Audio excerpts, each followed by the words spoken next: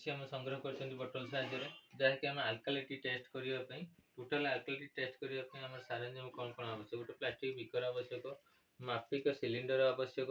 Okay, ତୃତୀୟରେ ଆପଣଙ୍କର ଲେଖା ହେଇଛି କ'ଣ? ଫାର୍ଷ୍ଟ ଏଇଟା ପଡ଼ିବ ଆପଣ ଆଲକାଲିଟି ଇଣ୍ଡିକେଟର, ନେକ୍ସଟ ଆପଣଙ୍କର ଆଲକାଲିଟି ରିଜେଣ୍ଟ। ଓକେ, ଏତିକି ସାରଞ୍ଜାମ ଆବଶ୍ୟକ। ଏଇ 5 ml ପାଣିକି ଆମେ ପ୍ଲାଷ୍ଟିକ ବିକର ଢାଳିଦେଲେ, ଢାଳିଦେଲା ପରେ କ'ଣ କରିବା? ଲେଖା ହେଇଛି ଆଲକାଲିଟି ଇଣ୍ଡିକେଟର। ବର୍ତ୍ତମାନ ଖାରିଆ ପଣ ଯୋଉ ମାପିବା ପାଇଁ ଏଇଟାକୁ ଆମେ 2 ରୁ 3 ଟୋପା ପକେଇବା। ଦେଖନ୍ତୁ, ଟୋପେ 2 ଟୋପା 3 ଟୋପା ଦେଖନ୍ତୁ, ଏ ଗୋଳେଇ ଦେବା। ଏହାର ଅରେଞ୍ଜ କଲର ଆସିଗଲା। ବର୍ତ୍ତମାନ ଏଇଟା ଅରେଞ୍ଜ କଲର ଆସିଗଲା। ତ ଏଇ ଅରେଞ୍ଜ କଲର ଆସିଲା ପରେ ତାପରେ ବର୍ତ୍ତମାନ ପୁଣି କ'ଣ କରିବା?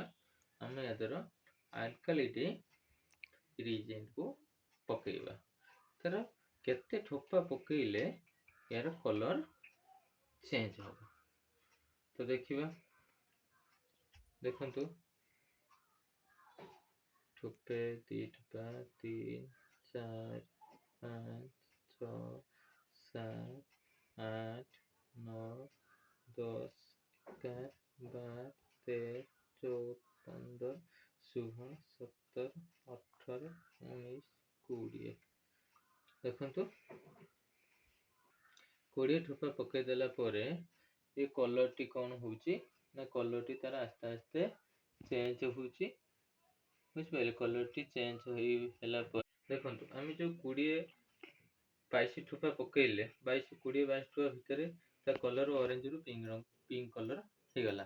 ତ ଅରେଞ୍ଜରୁ ପିଙ୍କ ହେଲା ପରେ ବର୍ତ୍ତମାନ ଏଟା କ'ଣ କରିବା? କାଲକୁଲେସନ କେମିତି କରିବା ନା, ଏହାର 20 ଗୁଣିବା। ଯୋଉ 20 ଠୋପା ଗୁଣନ 20, ଟୋଟାଲ ଯାହା କାଲକୁଲେସନ ହବ ଏହାର ହେଉଛି, ଯଦି ରହିବ ଆପଣଙ୍କର 200 ମିଲିରୁ 600 ମିଲି ପର୍ଯ୍ୟନ୍ତ, ମାନେ ତା କାଲକୁଲେସନ ହିସାବ, ତାହେଲେ ଆମେ ଏଟା ଓକେ ଅଛି ବୋଲି ଜାଣିବା।